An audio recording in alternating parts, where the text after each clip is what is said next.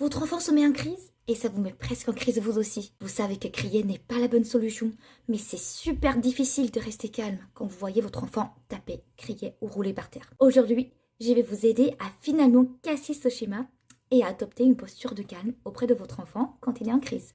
Une des raisons principales qu'on n'arrive pas à trouver son calme, c'est parce que on voit un enfant en train de nous challenger. Ça provoque à l'intérieur de nous un sentiment de humiliation, offense ou parfois aussi de la colère. Pourtant, si on arrive à changer notre perception par rapport à un enfant en crise, ça nous ouvre la porte pour le calme. Voici un modèle super simple que vous pouvez aussi expliquer à votre enfant pour que lui aussi comprenne qu'est-ce qui se passe en lui quand il est en crise. Vous sortez votre main et vous mettez votre pouce ici. Là, cette partie-là, c'est notre cerveau émotionnel.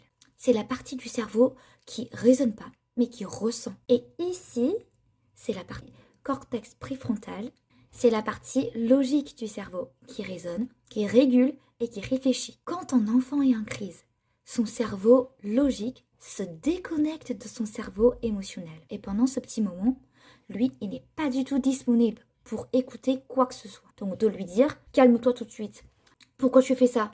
Il n'est pas capable de raisonner ou réfléchir logiquement parce que tout simplement, son cerveau, il est déconnecté. Et notre rôle en tant qu'adulte, c'est de l'aider à se reconnecter avec son cerveau logique avant de lui expliquer les règles, etc. Donc une fois qu'on aura cette compréhension, on sait qu'un enfant en crise n'est pas en train de chercher à nous challenger ou à nous faire souffrir, mais simplement un enfant qui demande de l'aide et qui n'arrive pas à s'exprimer. Et ce modèle-là, vous pouvez aussi expliquer à votre enfant avant la crise.